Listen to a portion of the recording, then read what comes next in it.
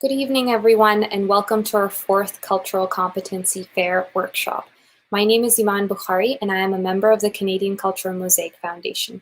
We are a volunteer group that's working to improve race relations across Canada. This fair is about developing cultural competence, and cultural competence essentially results in the ability to understand, communicate with, and effectively interact with people across cultures and belief systems. And that's essentially the purpose of this online fair. This fair is funded by the Government of Alberta for Alberta Culture Days, as well as some public funds generated through our website. Before we begin our event, it's important to acknowledge the land that we're on.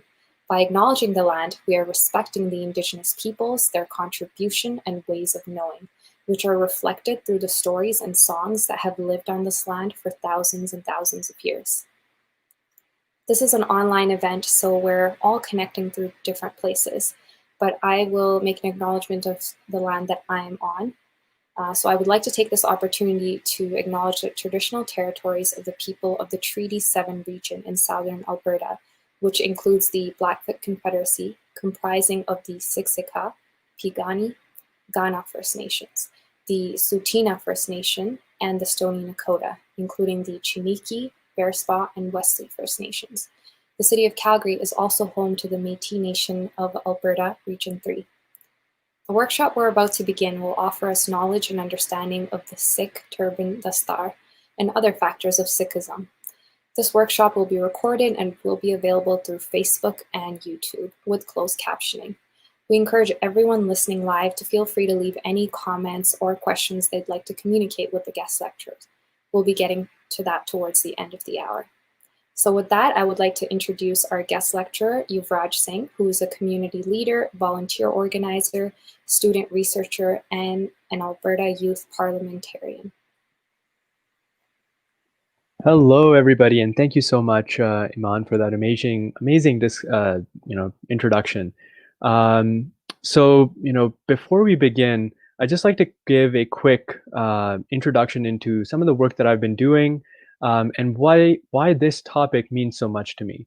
So for the last 4 years, I've been working in the community to engage community members and different stakeholders to develop programs that enhance engagement, mentorship for young people.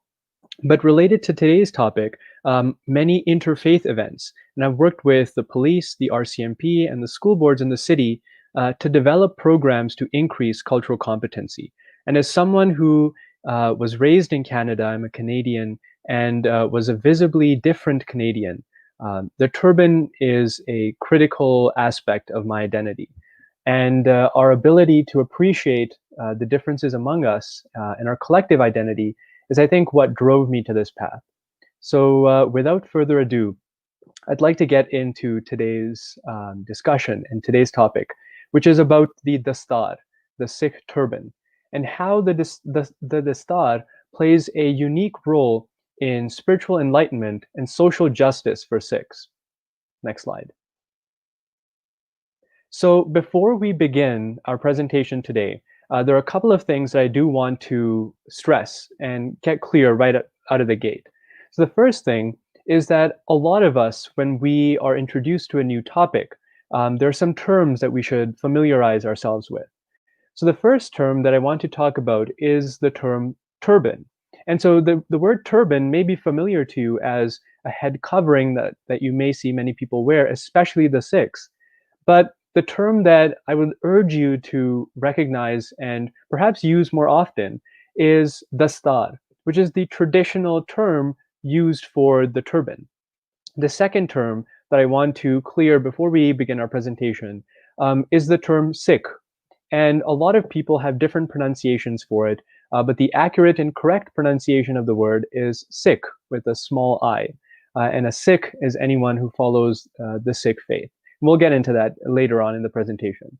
But these are just two things I want to clear right out of the way. Alrighty, next slide. So turbans have spanned the last many, many centuries, and they've been worn and adorned by various different faiths, cultures in different regions.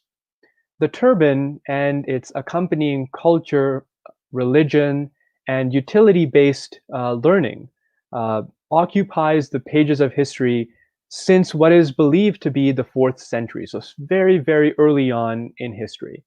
And ancient civilizations, including the Indus Valley civilization, the Mesopotamians, and a lot of other civilizations, such as the Ottomans, the Byzantines, have worn the turban throughout history.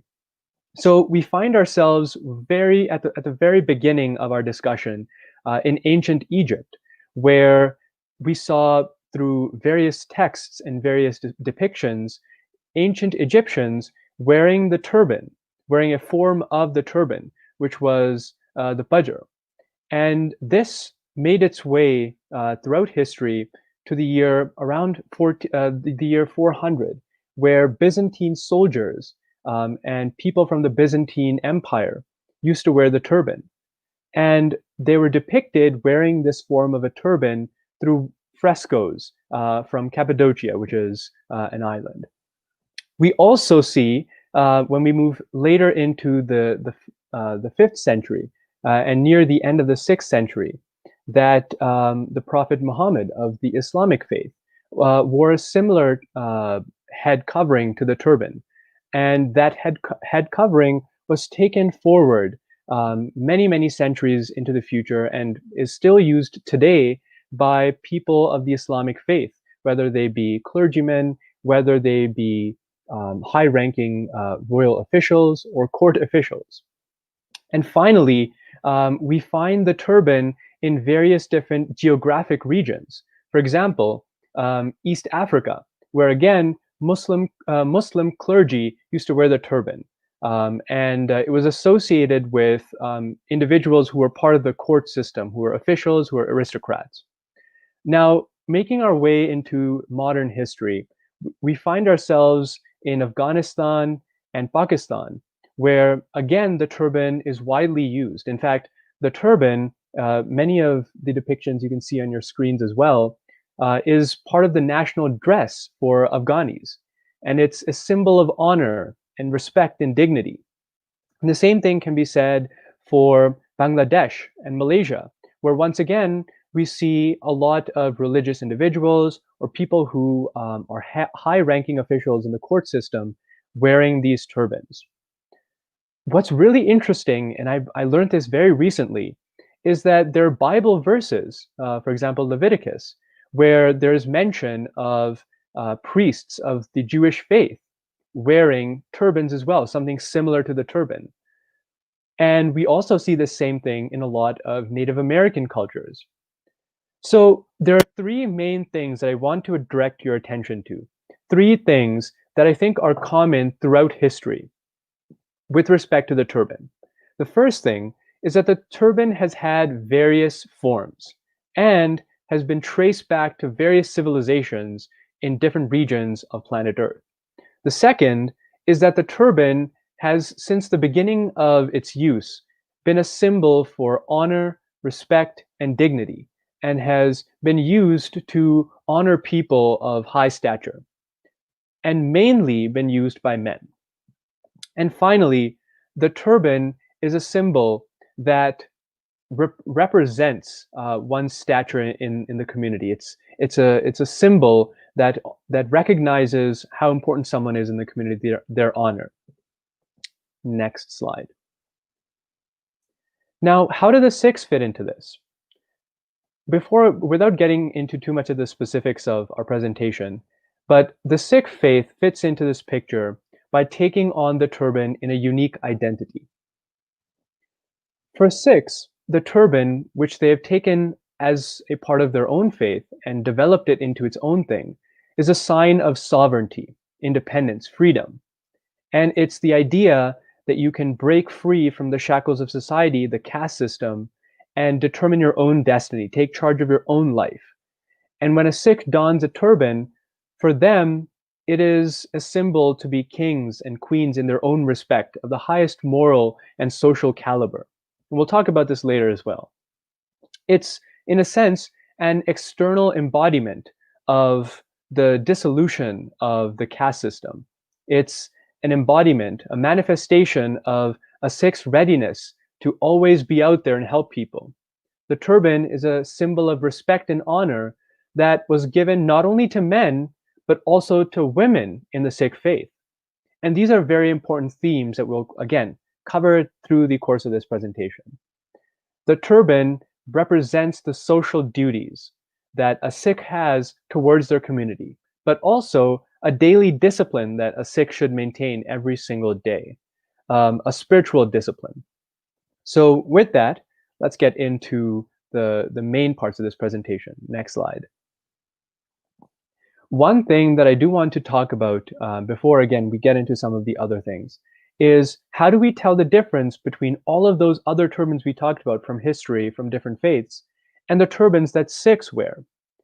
Well, one of the most important things to recognize is that while there is a shared history amongst Sikhs and other people of different faiths and cultures, the Sikhs have taken the turban, the concept of a turban, and transformed it and made it a physical embodiment, a physical manifestation of our core religious values, of the fundamentals that guide our faith.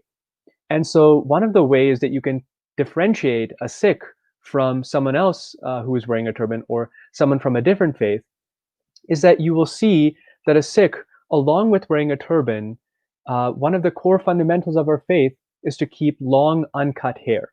And we don't cut our hair from any part of our body. So if you see a Sikh male wearing a turban, they'll have an accompanying beard and mustache with their turban. And the same thing goes for any different style of turban within the Sikh faith. And we'll cover some of those styles later on as well. Next slide. Also, side note, we will be using this as a recurring theme, the identity crisis that is going on. And we will discuss ways that Sikhs, or rather the community, can differentiate Sikhs and how cultural awareness and cultural competency is so important because the turban, the dastar, is a critical component to a Sikh's unique identity. So while we have that shared history, it's also important to recognize that Sikhs have their own unique identity. So hopefully the purpose of this presentation is that you guys will understand that difference, that unique identity. So who are the Sikhs? And before we move on to the next slide, I want everyone watching to take a second and think about what you know about the Sikh faith. Have you ever met a Sikh before? Have you been to the Gurdwara, the Sikh place of worship? Have you ever had langar, the free community service meal that is given out 24/7 at Sikh Gurdwaras? So I want everyone to reflect and think back to any experience they've had, or perhaps seen a Sikh on TV or in their community, or maybe a classmate, or maybe a coworker, and think about what knowledge you bring to this presentation. Use that as a context, and then we'll build off of that. So hopefully everyone has recalled a similar interaction, has thought back, hey, what do I know about the Sikh faith? And then we can move forward. Next slide. Sikhs are police officers, RCMP officers. Sikhs are teachers, TV presenters. They are Hockey Night in Canada presenters. They are fallen World War II veterans. They are Supreme Court judges. They're politicians, and they're scientists. The community knows the Sikh faith in many different ways, perhaps some more than other. But what's really important to recognize is that Sikhs make the social fabric of our country and our province. And we are immersed in all aspects of Canadian living, whether that be policing, whether that be academia, whether Sikhs are in the medical field, whether they are entrepreneurs, whether they are public figures. Sikhs are all around us. And hopefully, this presentation will help you connect some of those figures that you've seen throughout history, throughout Canadian history, and through recent times to the fundamentals of what makes them unique and how the Sikh turban has led to Sikhs becoming involved in the community. And this is a core aspect of who we are. Next slide. So that was kind of who the Sikhs are in a current context. But I want to take you guys back about 400 years, 500 years, and discuss how the Sikh faith came to be. And this is really important with respect to the turban because the struggle and the development of our fundamentals and our philosophy plays a very important role in the physical external manifestation of those values. So I'll take you guys back all the way to the 15th century. And this is a time of turmoil, of disturbance in the Eastern subcontinent. And I want you guys to imagine some of the places that you can see on the screen in the presentation. The Mughal Empire from the Middle East, and this is Mughal spelled with a U, not Mongol. The Mughal Empire has invaded India, the Indus Valley civilization. And the Mughal Empire was a tyrant, a tyrannical empire. They were savages, they looted, and they destroyed the cultural fabric of the Eastern subcontinent. People were oppressed. There was a lot of religious persecution. People weren't allowed to speak their minds. At the same time, while there was political unrest, there was also spiritual unrest. There was a dark age, essentially, in the Eastern subcontinent. People of various faiths were being misled by their religion, and religion was being used as a tool to control people and to gain political power, to gain geographic power. And in this time emerged a new way of life, a new philosophy that challenged social norms that were rooted in the caste system, in inequality, and injustice. Next slide. So in all of this turmoil, in the late 1400s, Guru Nanak Dev Ji, the first Sikh Guru, or the spiritual master of the Sikh faith, who has been coined to be the founder of the Sikh faith, was born. What's really interesting about Guru Nanak Dev Ji and the following spiritual teachers, the following gurus, as we'll learn in the next slide, was that Guru Nanak Dev Ji was a keen observer of nature. And Guru Nanak Dev Ji challenged the way society was run from a social, spiritual, and cultural level.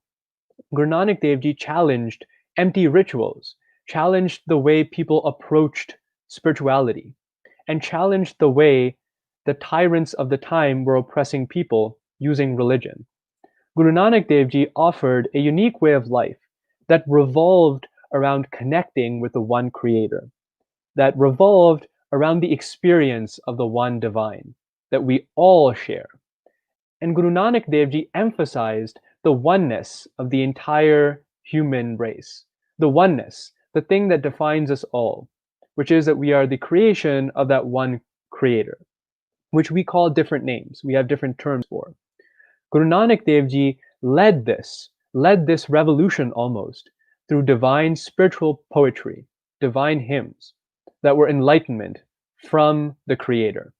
And these hymns, this poetry, helped him establish a new social order, which many people from the Sikh faith call Guru Nanak's Nirala Panth, Guru Nanak's unique way of life. And this new way of life ushered in almost a renaissance of new ideas and new ways to think about spirituality.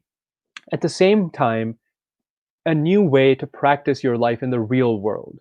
And something that's critical to the Sikh faith is that Guru Nanak Dev Ji wasn't the type of person who said, and this is true for the entirety of the Sikh philosophy, but urged individuals to live in the real world, to immerse themselves with dutiful earning, to get an education, to have a job, to have children.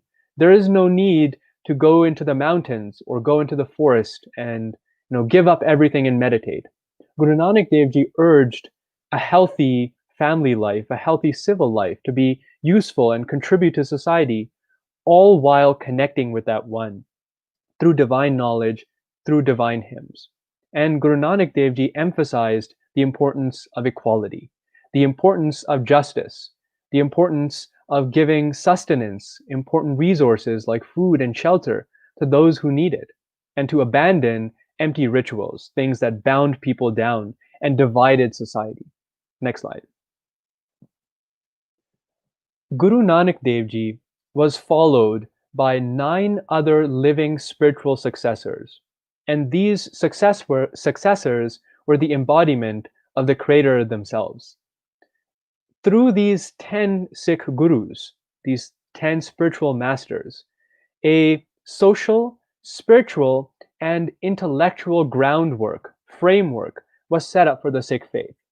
And what started out to be a unique way of life, a unique philosophy, became its own social order that came with a philosophy and a way of life. How to earn honestly, how to congregate with holy people, how to be honest, how to meditate. All of these things put together formed the social reform, the intellectual reform, the spiritual reform that these 10 gurus brought. And each time something new was presented. Guru Angad Dev Ji, the second guru, for example, ushered in a new age of scripture, where he introduced the Gurumukhi script. And he ushered in a new approach to healthy living through his Mal Akhade, or gyms. Guru Amar Das Ji brought about a new change with respect to equality and social structure. Guru Amar Das Ji sought to destroy the backwards practice known as sati, in which women had to throw themselves into the fire of their burning husbands.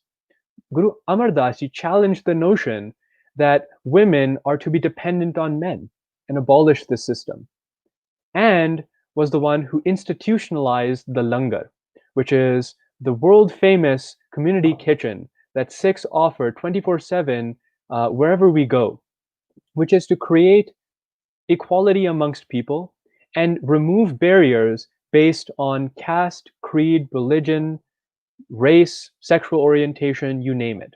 And had the king of India, Akbar, sit with people who were considered of low castes. So created the system of equality that was rooted in something so practical as providing important resources to people who needed it. Then Guru Amar Das Ji, because of the reform that he had made, asked his son-in-law to create a system that established the Sikh social order. Guru Ram Das Ji created a system for Sikh individuals to get married who now were widowed, for example. Guru Ram Das Ji created a city system where the social order, the center of the Sikh faith, was established. And finally, Guru Arjan Dev Ji gave his life promoting and supporting the idea of religious freedom. The fact that he rejected oppression from an individual in a higher place was something that Sikhs take to heart and live with as an inspiration every single day.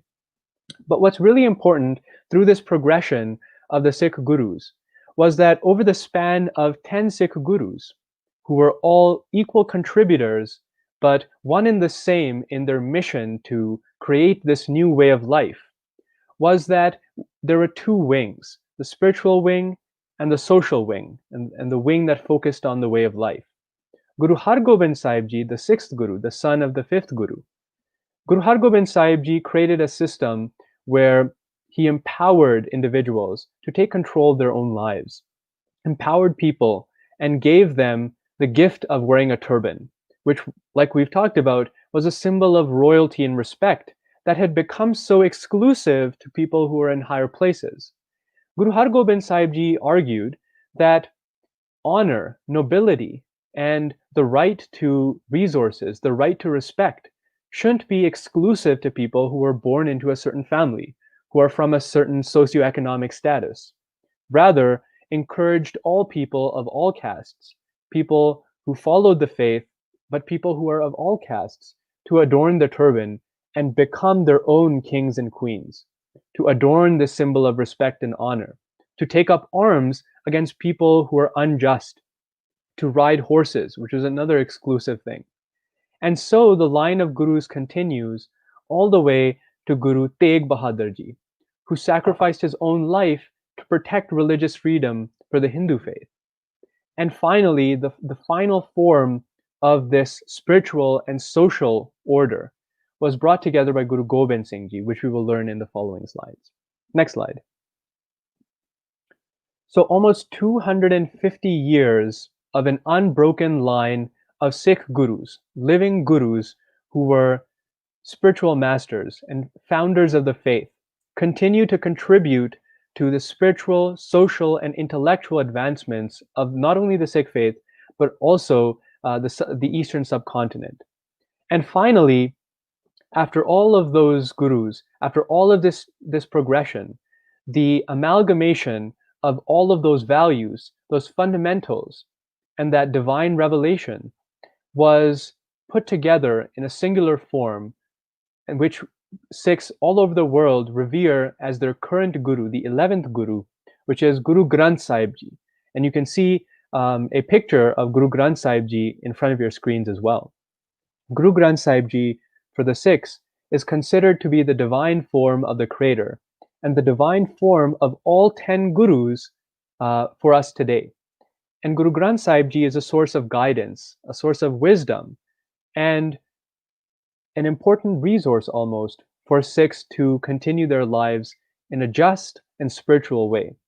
What's really important about Guru Granth Sahib Ji, and some things that I'd like to share with you, is that Sikhs don't treat Guru Granth Sahib Ji like a book or a text or a scripture. For Sikhs, Guru Granth Sahib Ji is a living embodiment of the Creator, and the essence, through their values, their words, their poetry, and their actions, the essence of all the gurus is inside Guru Granth Sahib Ji. So when a Sikh bows down to Guru Granth Sahib Ji in recognition that this is my guru, we aren't bowing down to a text or a book. We bow down to the form of the Creator. Now, there's some really cool things that I want to share with you about Guru Granth Sahib Ji as well. The first thing is that Guru Granth Sahib Ji has been termed Jagat Guru, which means the spiritual guide for all people, not just Sikhs.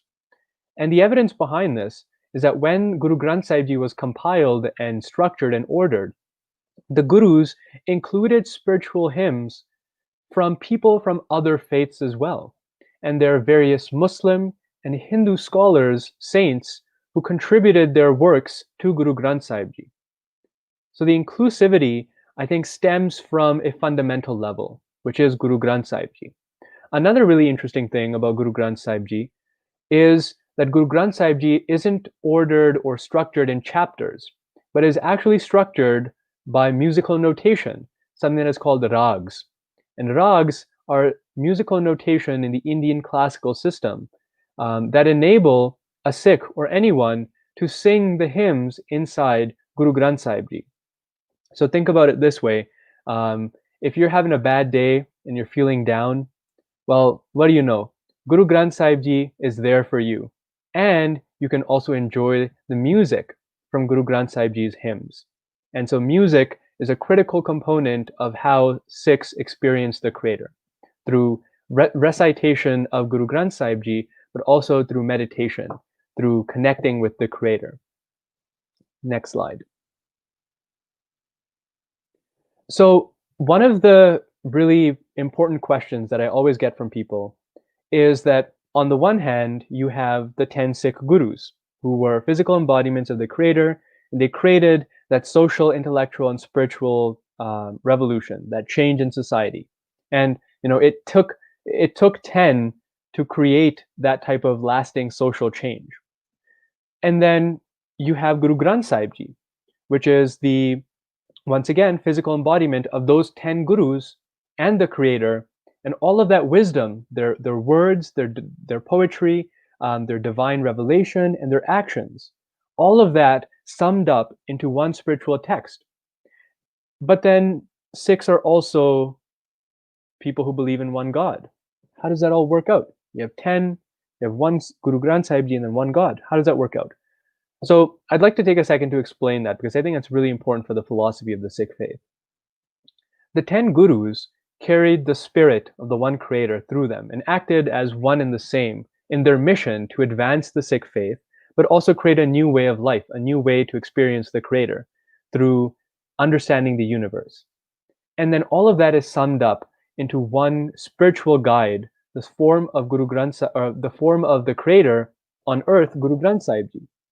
But the same way an individual needs a guide to get to a destination. Let's just say that I would make this joke if we were all sitting in like an actual room, but you guys are at home. But pretend you're at work or at school and you've forgotten the way to get back home.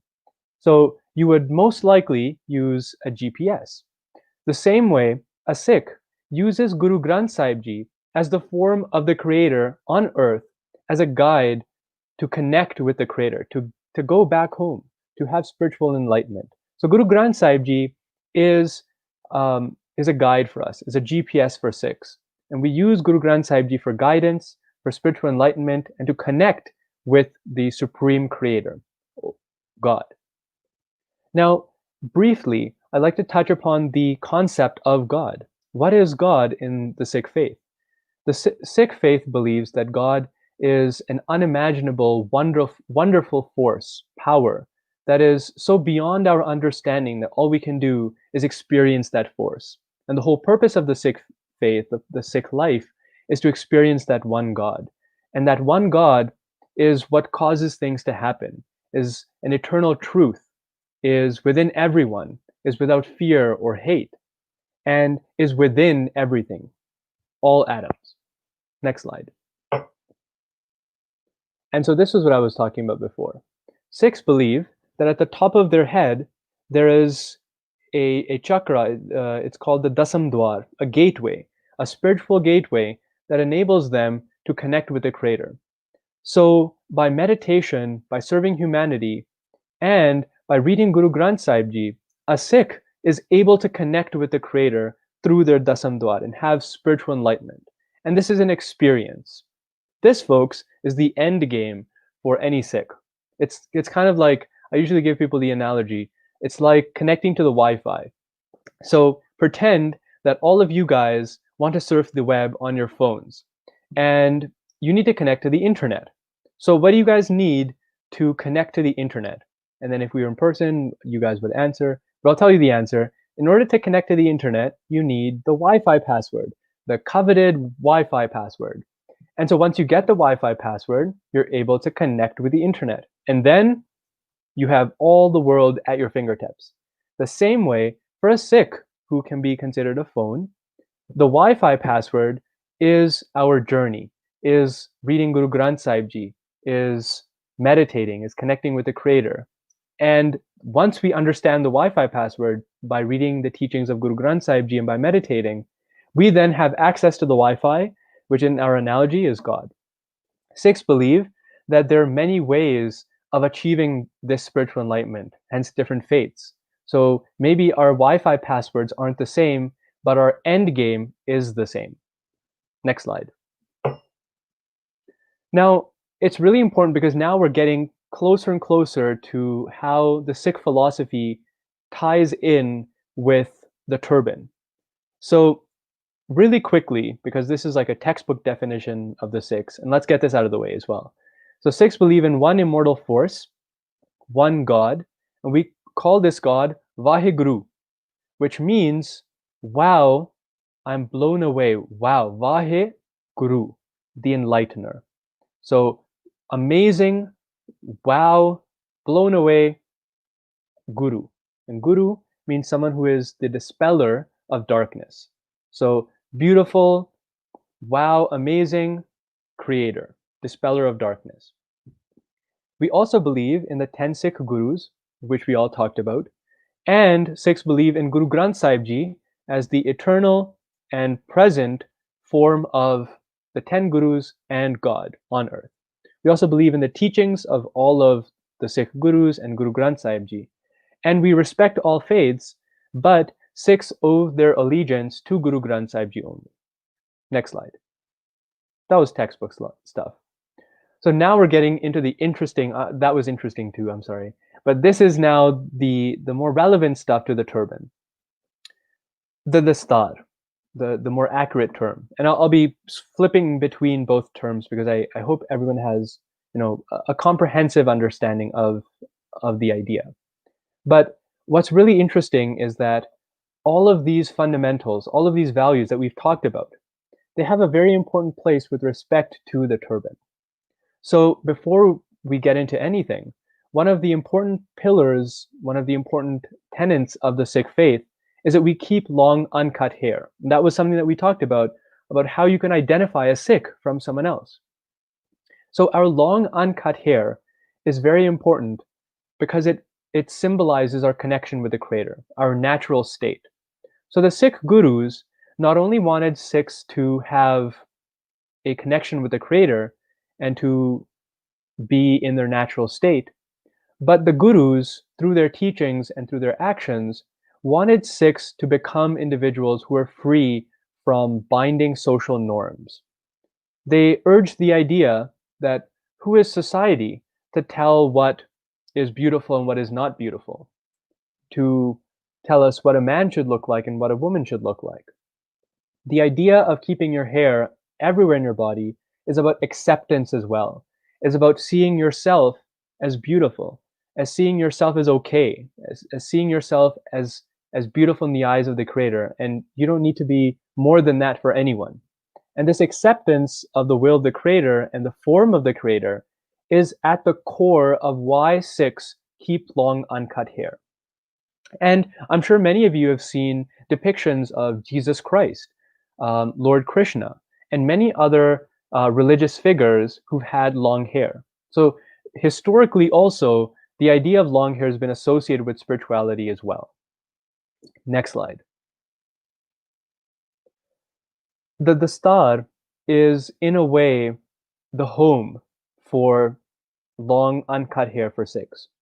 And at the top of our head, I mentioned that we have the Dasam Dwar, the 10th gate, that is used as a gateway to connect with the Creator. So you'll notice that a lot of Sikhs do their hair up in a rishi knot, in a small bun, at the top of their head as well. Cool story, it's not a coincidence. We do this for a reason. And that reason is that by having our hair here, we're able to experience the Creator more. It's like small antennae almost that help us connect with the Wi-Fi a little better, bringing in analogies from before as well. So at a basic level, that was a spiritual level. I want to take you guys a little back, 2 steps back, and talk to you about what the turban is physically. And so a lot of people will think that it's some sort of a cap, that it's some sort of a wrap. Well, I'm here to dispel all of your confusions, and let's work together to demystify the turban. First thing, the turban is actually a long piece of cloth, and it is wrapped around the head of a Sikh, male or female, because remember, that honor, that respect was given equally to men and women by Guru Har Gobind Sahib Ji, the 6th Guru. Whereas in the past, we've seen the turban being a symbol of respect and dignity only for men, mainly only for men. So it's just a long piece of cloth. There's nothing too crazy about it. In fact, here I have some of my own turbans. This one's a blue one, really like this one. I'm also wearing a blue one today as well. So it's just a long cloth. It unfolds. I'm not sure if you guys can see this. Yay, there we go. And the way I do it is that I'm not gonna open all of it, but let's just say I have it here. And then what I'll do is I'll fold it in a specific way, or maybe not fold it, depends on what type of turban you're tying, different styles. But I'll fold it in a specific way. And then once it's folded really nice and neatly, then I will tie it around my head in whatever design or shape that I prefer. For example, I'm not sure if you can see, but I have crosses going for mine and then loops around. But then you'll notice on the slide, there's a Sikh gentleman wearing a very traditional style of turban that we'll see most often, which is the Patiala Shahi style, which is worn by most Sikhs in the world today.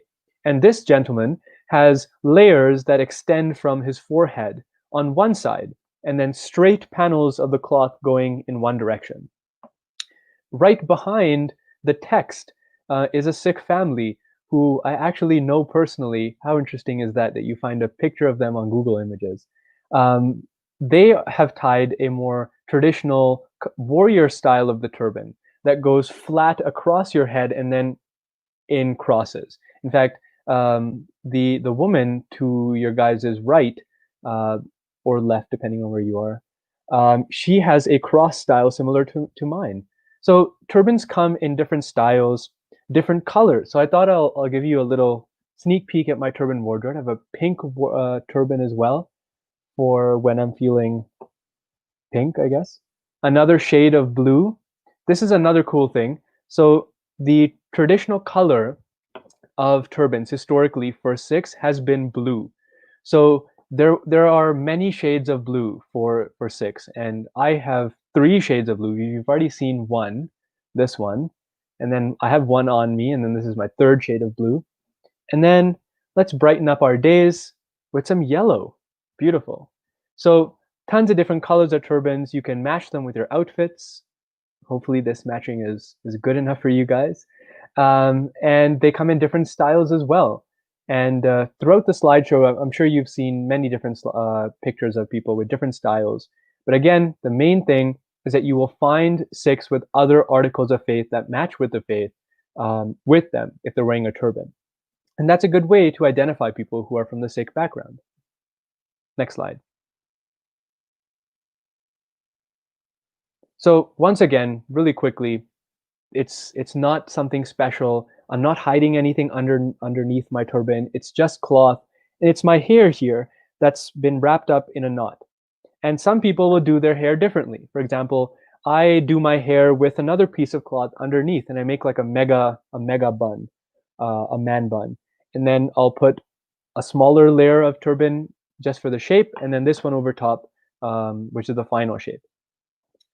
So moving on, I hope that's kind of demystified the turban. There are plenty of videos of people tying turbans on the internet, by the way. I would encourage you to watch those. But moving on, we have turbans in our communities, and we've had them in our communities for many, many years. And we see them in all different aspects, all different places in our community.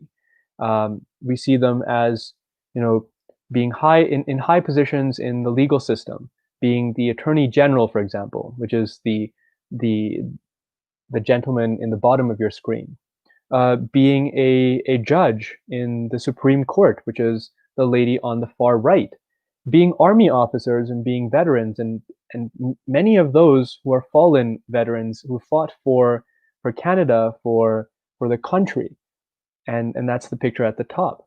So the stars and turbans have been in Canada for a long time and around the world as well. And I think hopefully by where we are in the presentation, we're starting to connect those things. We're starting to connect those dots. Next slide.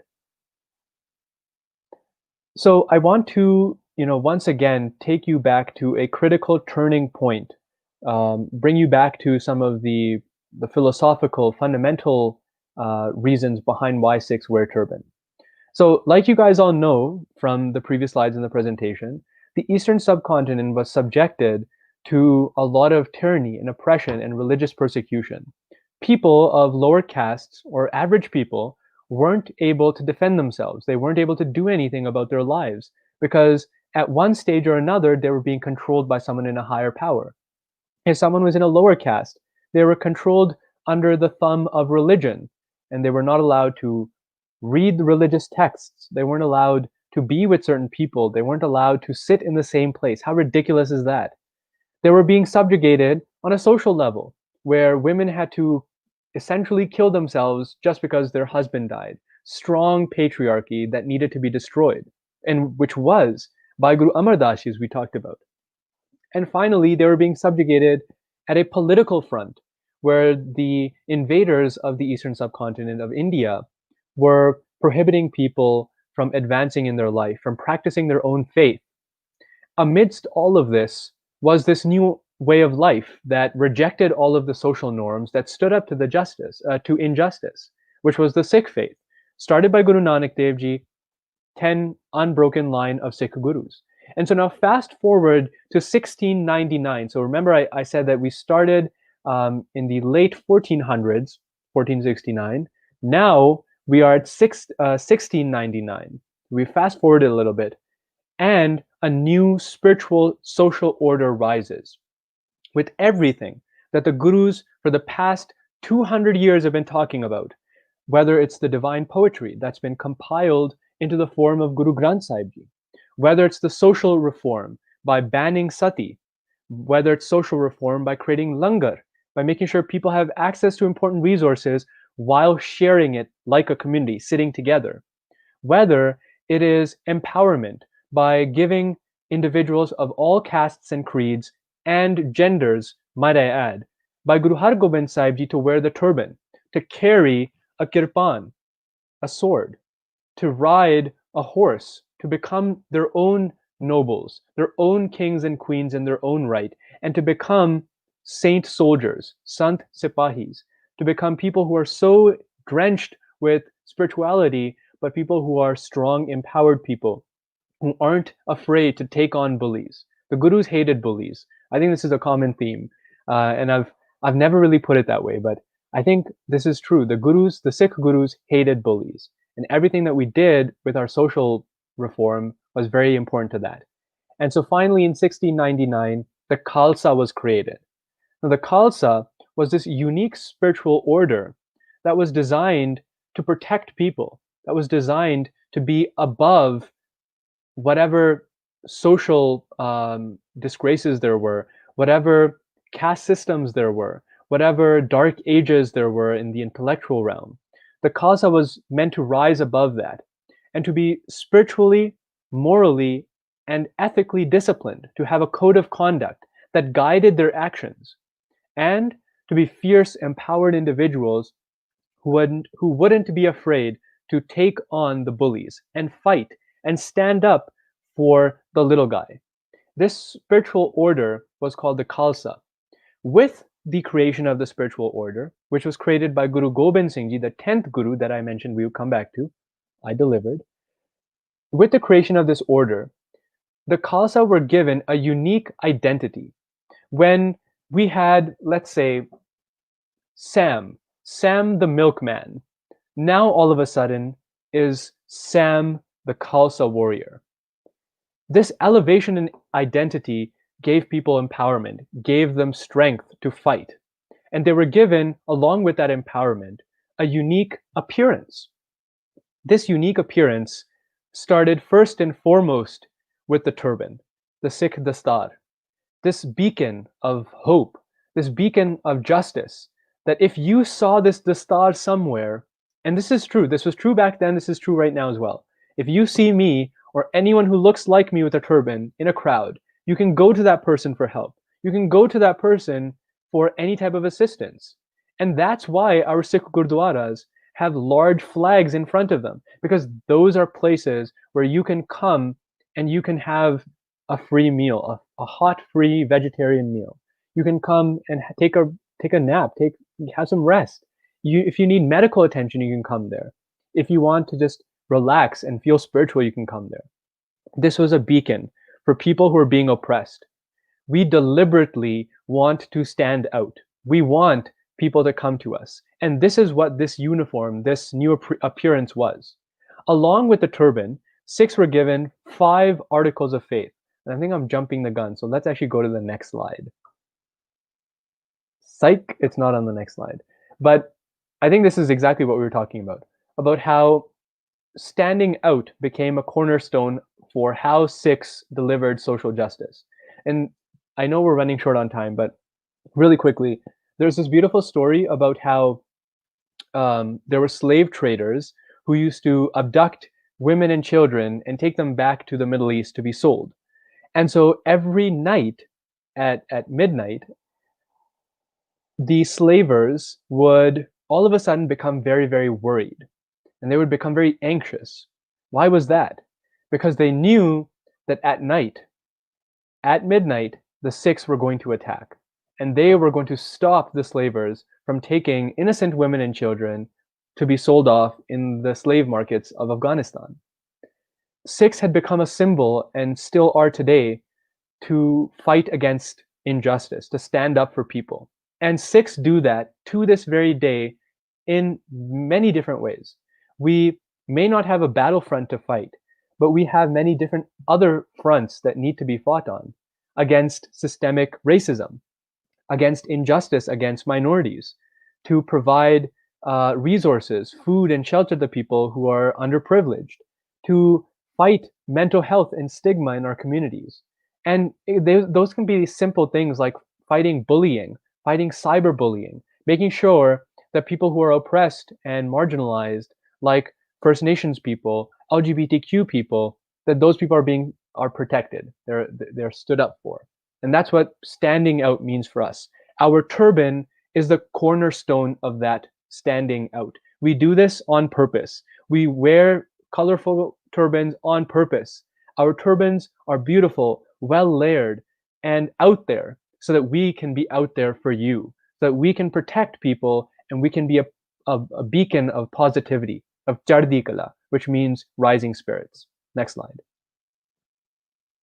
So the 5Ks, the 5 articles of faith that were given to Sikhs, and again, this is how you can identify a Sikh, how you can differentiate a Sikh from somebody else.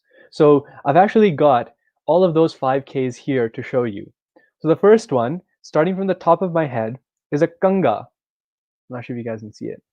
Yeah, there you go. So kanga is a small comb. This one's a small one. The one I use is in my head and it's a lot bigger. But it's a small comb that Sikhs keep to keep their hair nice and tidy at all times. And it symbolizes discipline and cleanliness.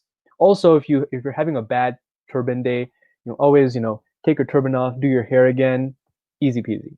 The next article of faith is long uncut hair. So of course, this is the presentation of long uncut hair. We don't cut it anywhere in our bodies, and you guys know why we don't. The next article of faith is the kada, which is a steel bangle. There we go. That all Sikhs have on them at all times, and this is our reminder to be sovereign, and not to worry about anything that's going on outside, but to be strong protectors of justice, and to keep us as Sikhs within a moral check as well. So this is like my personal handicap, my personal handcuff, if you will, that keeps me from doing something that's wrong. The next thing that we have is a kirpan. It's a small dagger that Sikhs carry on them at all times, and we are allowed to do this, putting it out there by law. We can take this into a courtroom, into the parliament. I take it into the parliament when I go in the winter. I'm actually wearing one right now. It's just underneath the camera, so I don't want to bother doing that. And it shows the commitment that a Sikh has to social justice, to making sure that people are protected. When I wear my kirpan, this is like a duty. This is my responsibility to make sure I'm looking out for people, that I'm being a royal, dignified, honorable person, and I'm being the best version of myself. I think all of these 5Ks represent that. And finally, the last article of faith is a kashera. I thought I'll show you a quick version of mine, but these are long briefs that Sikhs wear. Men, again, all 5 of these, men and women, they wear all of them.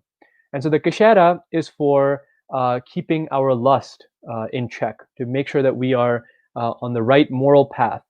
And people who are initiated Sikhs, who are the Khalsa, and this has continued till today, who have decided to become saint soldiers, who have decided to be above the whatever is going on in the world, whatever injustice is going on, and help protect people. They live by a very strict discipline, a moral code of conduct. And not only does wearing these 5 articles of faith a part of that moral conduct, but we also make sure that we don't cut our hair, we don't indulge in any intoxicants, so no alcohol, no drugs, no nothing. We don't cut we don't eat any meat, so we try to keep healthy, and we don't have any type of sexual relations outside of our marriage.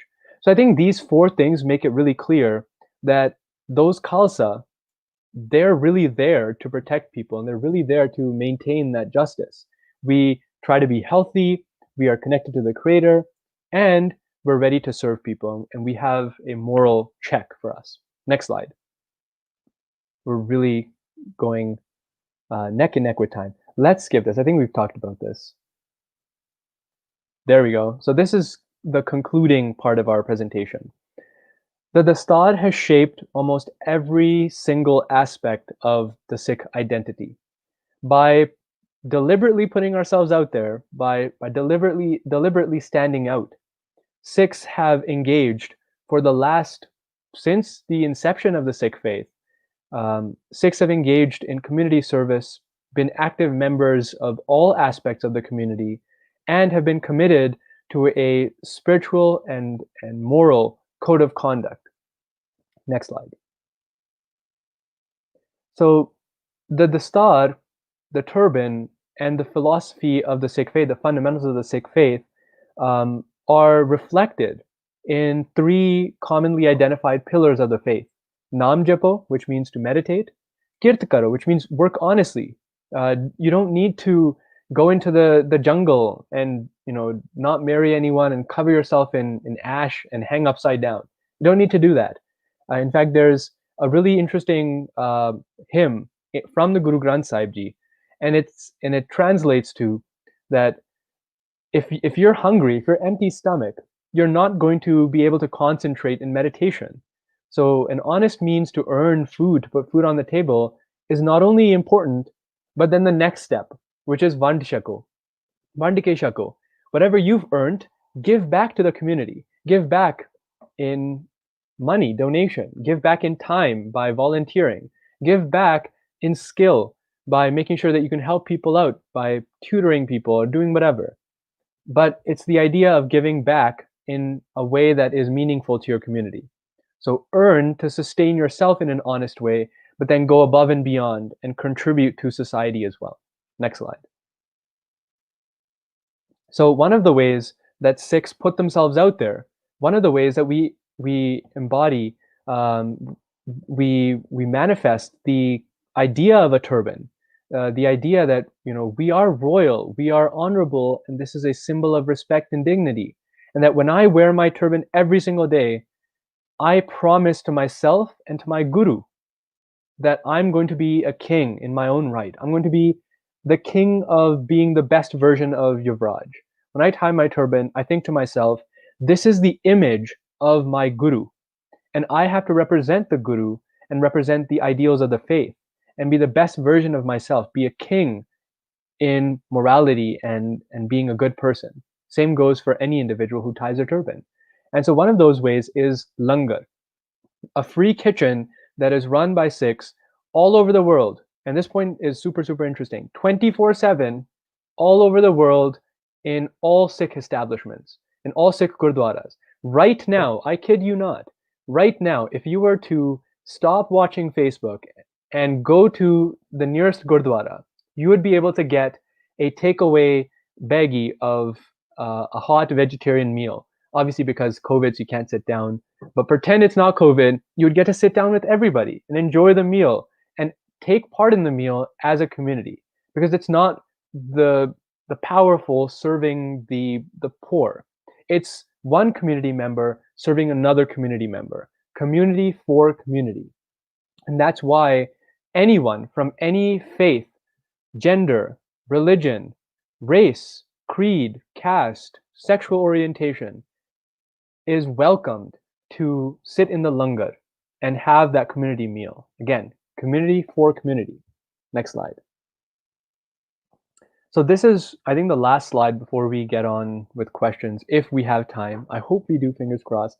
But the turban and the articles of faith of the Sikh faith have ushered in a new identity for women. And this was particularly true in the time period that we were talking about, the kind of 1400s to the late 1600s, and has carried forward into how Sikhs practice their faith and Sikh people in general in society today. Women, unfortunately, back in the olden days, back in when India was being invaded, way even before that, women were underneath the lowest caste of the caste system. So it's not in this slideshow, but I usually have like a triangle. So the tip of the triangle is like the super elite people. And then the base of the triangle is all the lowly filth that no one can talk to. By the way, we reject this notion. This was abolished. And we'll actually talk about how this was. Below all of that were women. The status of women was elevated when Guru Har Gobind Sahib Ji said, women are also going to wear a turban.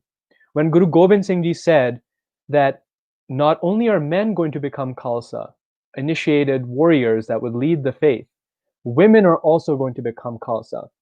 they're going to wear these articles of faith, all of them, and they're going to partake in every single aspect of the faith. When this was done, women found themselves in new roles, and gender roles were broken down. As you can see in the picture, women became warriors, they became earners, they became preachers, they became community leaders. This picture is actually Mata Pa Kaurji, who is, in my opinion, and the opinion of many other researchers and the BBC, one of the most accomplished women warriors in all of history. And the sight of Mata Pa Kaurji made opponents on the battlefield flee. They literally wet their pants when they saw Mata Pa Kaurji. This, to me, is women empowerment, is empowerment overall that comes from the Sikh faith. Arming women. All three things that were not allowed, that low people from low castes were not allowed to do, let alone women. So carry weapons, wear a turban, ride a horse. Mata Pa Kaurji is doing all three of those things in this picture. How amazing is that? And there are many, many other examples of Sikh women throughout Sikh history that I wish I could talk about. So the idea of empowering women was taken to the next level. Mata Pa Kaurji was actually the bodyguard of Guru Gobind Singh Ji. That's how fierce she was. And her favorite weapon was actually a musket. Interesting fact. So with the turban, a concluding thought on this, the caste system was broken down. People were given a chance to earn their nobility, to earn their respect and dignity and honor, and to become the best versions of themselves, kings and queens in their own right, and to break the shackles of social injustice, break the shackles of misleading religion. And with that, the turban has been a cornerstone, a manifestation, an embodiment of everything that the Sikh gurus, the Guru Granth Sahib Ji, has stood for, everything that we've said in our history. And we continue this legacy today, which was a part of this subsection. And we try to do this by being pioneers, by being community volunteers, by being leaders, by helping people out, but most importantly, by putting ourselves out there. This turban is a beacon. This turban is an identity. It is an identity of spiritual conviction, of being true to one's faith, to being connected with the Creator. That dasamdwar that we talked about, spiritual enlightenment, to being bound to a strict moral code that prohibits us from taking drugs, by doing other bad stuff, and that makes us responsible and gives us a duty towards our fellow citizens. The turban has been an integral part of the Canadian fabric for many, many years. In fact, I've been looking into some research by some professors in the city that have suggested, that have proved rather, that Sikhs have been in Alberta before Alberta even became a province. Sikhs are a part of our fabric, our Albertan fabric, our Canadian fabric. And these values that we bring with the turban are, I think, very, very important to recognize. We have a unique identity. We have other articles of faith that you can recognize us by. And with that, I want to leave you with something, which is on the next slide, that it's super, super important.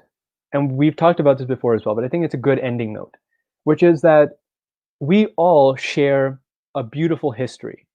Sikhs share history with many different faiths, from people from different backgrounds. We share our turban, our dastar, with people from different backgrounds. But at the same time, it's really important to identify the unique identity that Sikhs have created for themselves and how we've taken the dastar to the next level. And this isn't to demean or undermine anybody else, but the turban's value for Sikhs is beyond just a piece of cloth. And I showed you this just to show you, to demystify it. But this is way more than just a piece of cloth. It's way more than just to, keep a shade or to look cool or to have different colors. This turban is part of our identity. And it's really important and commendable that we're in this program, that we recognize that identity. And together we move to improve our society. And as Sikhs, we bring our values through the turban, because at the end of the day, if you haven't listened to a presentation like this, or if you haven't looked into the Sikh faith, all you see is this. So I want to put it out there that this turban is a marker, a beacon for hope, for justice, and is an integral part of our community and has been for the past more than 100 years in Canada at least, but more than 500 years for the Sikh faith. With that, I would like to end my presentation. I am 5 minutes over. I hope that's okay, and I hope we can take questions. I hope you really enjoyed that, and I want to stress that this came from the bottom of my heart. I've done many similar presentations with children, with police officers, with politicians, and I really, really enjoyed this. This is really important for me because I grew up in a space where I was the only turbaned individual, right from kindergarten all the way to now, which is my 4th year of university. And I've been one of perhaps many people alone in the crowd. But hopefully this was an interesting insight into that. So thank you so much. Thank you, Yuvraj. That was an incredible presentation. I know I personally learned so much, and I'm so grateful for you to share that knowledge with us, because that's really what a multicultural society is, where we learn from each other and understand each other, and that builds cultural competence. So thank you so much. We have a lot of comments. Folks love your matching tie and turban, and I really appreciate you explaining things. And we have some questions, so I'm just going to pull up some comments, and some of them for sure. questions as well. And I see some questions are actually answered by folks, but I'll let you answer them as well. So we have a question here. Some of the older Sikh men in my neighborhood wear a chin strap. Does it have some particular significance? That's a very good question. So the chin strap is actually a way to seal the beard. So some people prefer their beard to be nicely patted down and just bundled up. So I don't have the beard to show for it because, well, I'm just growing my beard right now. But some men have really long beards and they just want to bundle it up in a cute little, tucked in place. So in order to make it work, they apply some hair gel and then they'll bundle it up with the hair net. So I think that's what this comment is referring to. That's the only significance. It's just something to tuck their beard in, and then when they take it off, their beard will look all done and nice. A lot of men will like their beard flowing. That's probably going to be me when I have beard that will be flowing. But yeah, that's what the chin strap is. Good question. Thank you. And it seems like Surjit is our go-to person while answering these questions as well. So thank you for that. And we have another one here saying there seem to be some similarities between Sikhism and the Baha'i faith. Would you agree? I'm not Baha'i. Yeah, for sure. I think I mentioned this in the presentation as well, but there are different paths. There are different Wi-Fi passwords to connect to the internet. And that's the beauty of religion, right? And so there are definitely similarities. And one way that someone actually explained it to me is that let's just say that you have, a maths textbook, and like a grade 6 student is studying basic arithmetic. And then you have a grade 12 student who is studying algebra and calculus. And then you have a university student who is learning about theoretical mathematical concepts. Well, all of these three books, all of these three, schools of thought are going to talk about math. They're going to talk about the same things, and there's going to be truth in all of them. There's going to be objective truth in all of them. And same way, I like to consider different faiths like different schools of thought that all have common areas that they kind of keep true to themselves, but then also share amongst others. And that is, the fact that we have different paths, but the end game is still the same, which in my picture was connecting through the Dasam Dwar. So end game's the same, and I definitely agree. There are definitely similarities. Yeah. That's beautiful. Another good question. Some religions actively court converts. Is there a process for a person to become Sikh? I'll answer this in two parts. First part is that Sikhs don't actually actively, want people to convert to their faith. And the process, the second question, is the process to becoming a Sikh is actually very simple. And many people I've talked to have said that, they've been living a Sikh their whole life, didn't realize it. So the basic tenets of the Sikh faith are to, believe in Guru Granth Sahib Ji, the sacred text of the Sikh faith, the teachings of the 10 gurus, keep long uncut hair, follow the other tenets of the faith. And really, being a Sikh is being on a continuum. People who follow some of the aspects of the Sikh faith are still Sikh. People who follow them a little bit more, so people, let's say, who don't cut their hair and keep their beard and they believe in the faith, are still Sikhs. People who cut their hair but also believe in the faith are still Sikhs. But then we have, on the other end of the spectrum, people who are initiated Sikhs, people who are the Khalsa, and they've committed to a morally disciplined life. So they don't cut their hair, they wear the 5 articles of faith, they don't eat meat, they don't take any drugs. So that's the other end of the spectrum. And the interesting and the really cool thing is that everyone is learning on that spectrum. And there's no kind of, I am now the supreme Sikh, hail me. None of that. We're all learning, we're all on that continuum. So there's not like do this, and this, and then you will magically become a Sikh. I think it's all about the continuum. Also, really quickly before we go to the next question, the word Sikh actually means learner. So how interesting is that? Like, to become a learner, like it like boggles your mind. The question is very existential, if you can say that. So how does one really become a learner? So yeah. Yeah, awesome. And again, Surjeet giving that knowledge as well. So thanks for that. There's 2 questions I have here that are basically asking the same thing. So I'll just bring both up.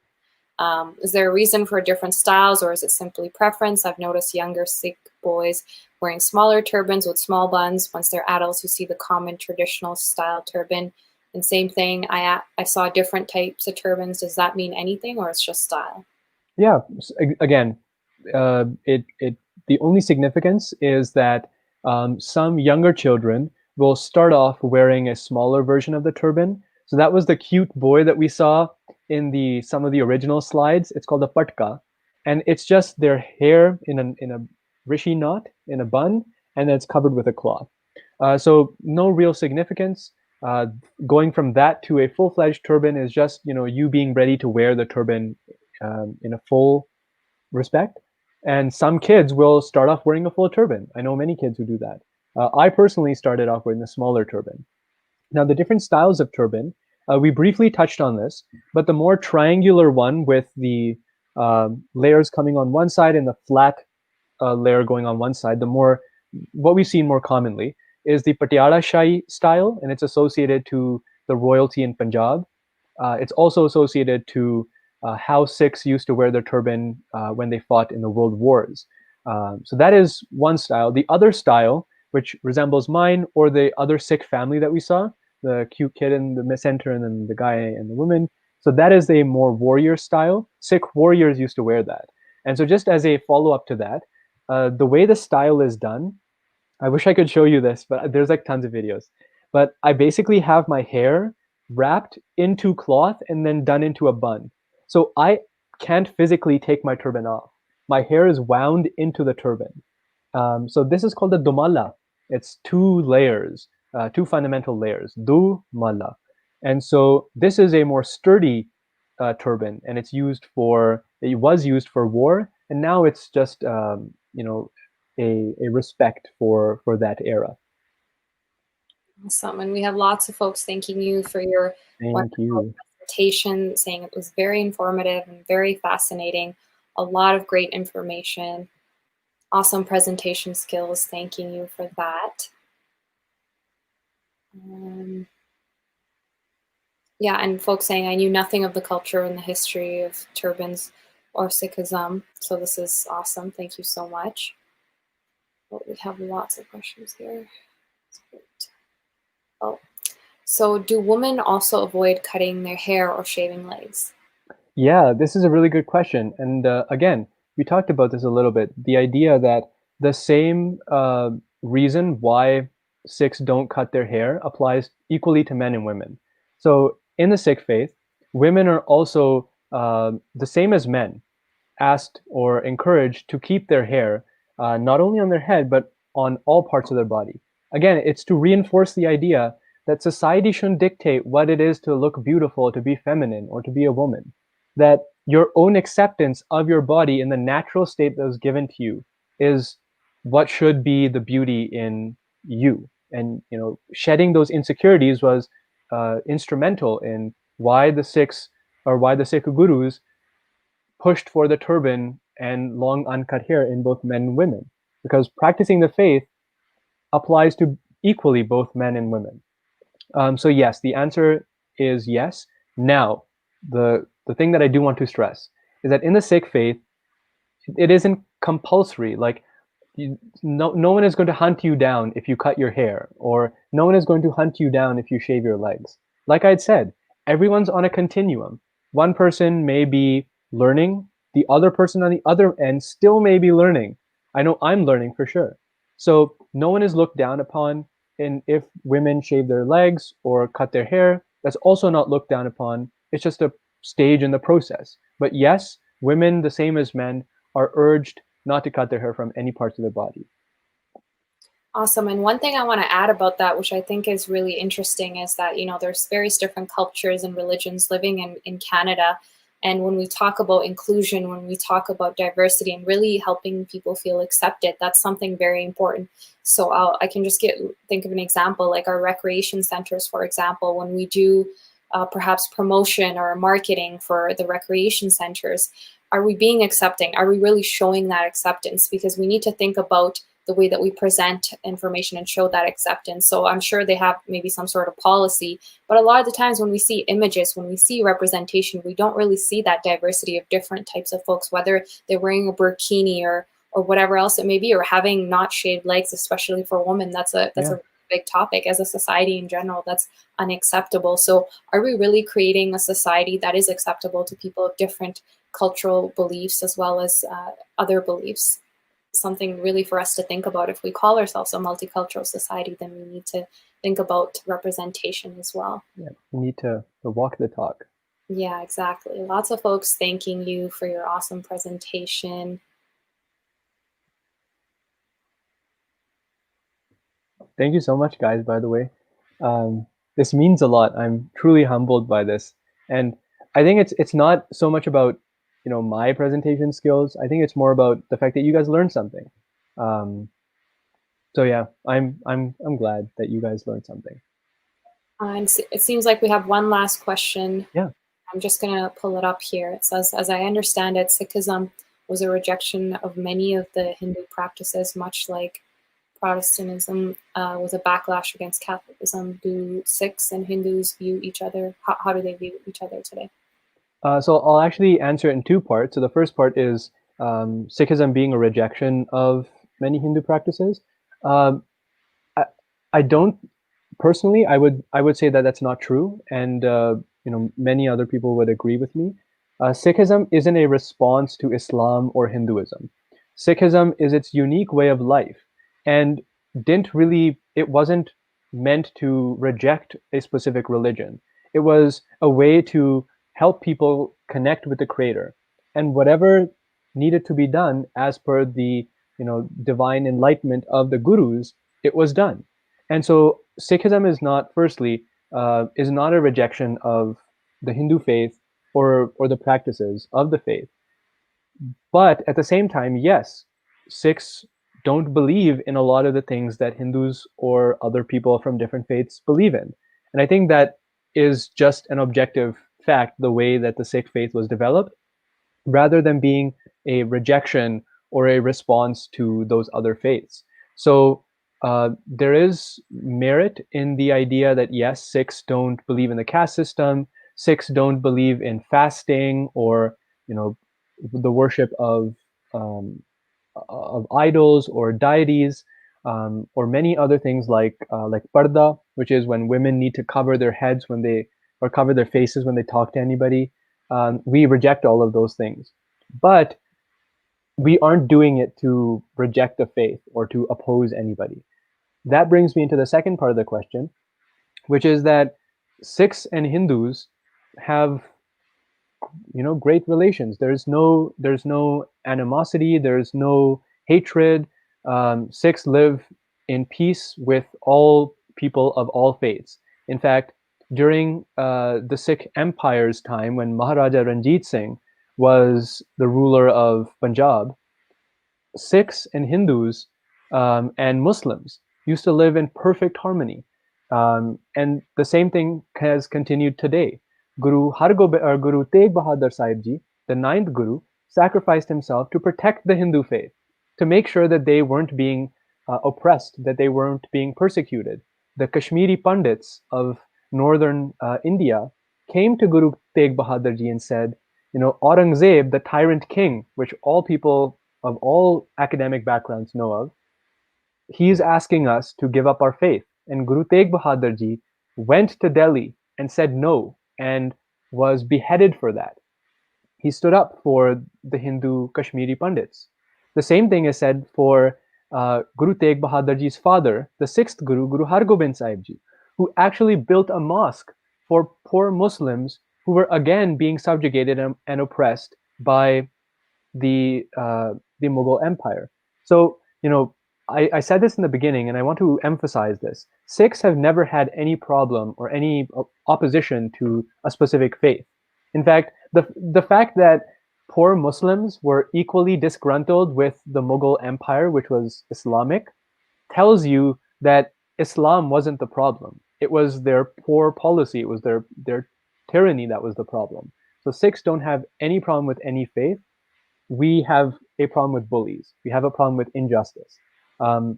That being said, when we welcome inclusion, we welcome inclusivity and acceptance of all people. For a Sikh, Guru Granth Sahib Ji, the text, is my guru, and I don't owe my allegiance to anybody. But we don't have any animosity with anybody. I hope that clears it up. Yeah, it seems like I missed a question. Sorry about that. I wanted to bring it up. As I noticed many Sikh women wear scarves, so like the dupatta, rather than turbans. Is this just a personal preference?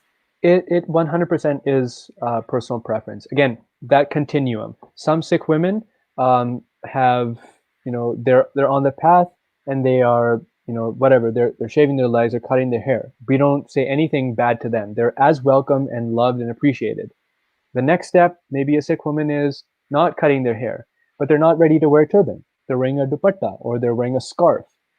That's also a-okay, 100%. Awesome, cool. And then next step, Sikh women are wearing a turban. Awesome, cool. You do you. That is the idea when it comes to the Sikh faith, especially with Sikh women. And it's about treating our women, this is true not just for the Sikh faith, but any faith, with dignity and respect and giving them space, not to, create stigma or to create roles for them or categories for them to fit in.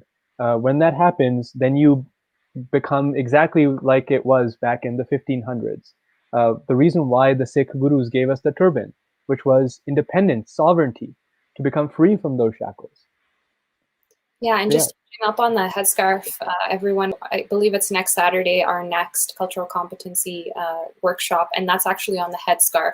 So that one is just like this, how it's on the Sikh turban, dastar, that one is on the hijab, but then it also talks about the history of the headscarf in general. So the dupatta, for example, a lot of South Asian women wear the dupatta, which it doesn't even relate to religion per se. It's a cultural practice as well. So you can definitely learn about that. There's actually one last question if you're okay with answering that. I'll be really honest. I could do this all night.